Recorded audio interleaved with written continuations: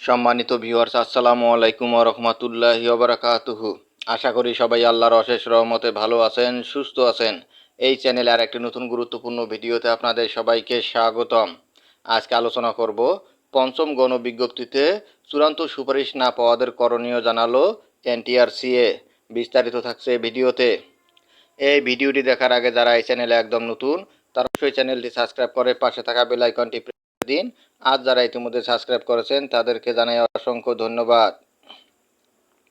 পঞ্চম গণবিজ্ঞপ্তিতে চূড়ান্ত সুপারিশ না পাওয়াদের করণীয় জানালো এনটিআরসিএ।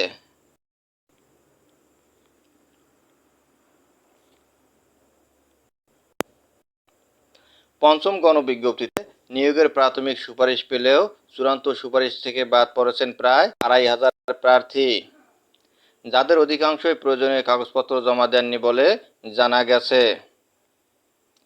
তবে কাগজপত্র জমা দিয়েও অনেক প্রার্থী চূড়ান্ত সুপারিশ থেকে বাদ পড়ার অভিযোগ তুলেছেন।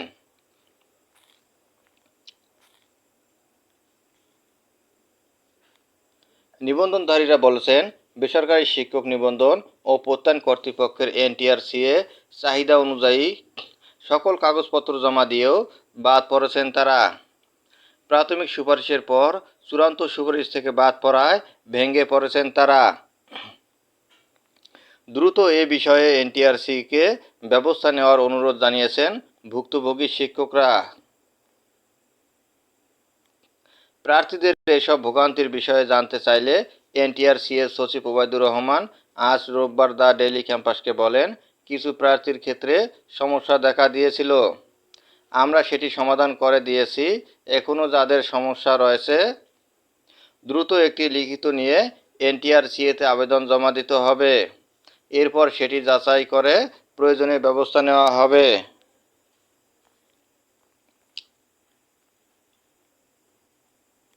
এর আগে গত ২১শে আগস্ট পঞ্চম গণবিজ্ঞপ্তির চূড়ান্ত সুপারিশ করে বেসরকারি শিক্ষক নিবন্ধন ও প্রত্যয়ন কর্তৃপক্ষ এনটিআরসিএ।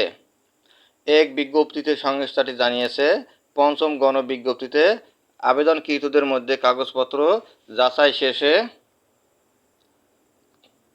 ২২,০৩৩ জন প্রার্থীকে নিয়োগের প্রাথমিক সুপারিশ করা হয়েছিল। প্রাথমিক সুপারিশ পাওয়া প্রার্থীদের মধ্যে ২,৪৩৫ জন প্রার্থী কাগজপত্র জমা দেননি। এছাড়া ১২ জনের সনদ জাল পাওয়া গেছে। এই প্রার্থীদের বাদ রেখে ১৯,৫৮৬ জনকে নিয়োগের চূড়ান্ত সুপারিশ করা হয়েছে। ধন্যবাদ জানিয়ে বিদায় নেওয়ার আগে আবারও অনুরোধ জানাই, যদি ভিডিওটি ভালো লাগে এবং সর্বশেষ শিক্ষামূলক আপডেট ভিডিও পেতে চান তাহলে অবশ্যই চ্যানেলটি সাবস্ক্রাইব করুন। ধন্যবাদ সবাইকে।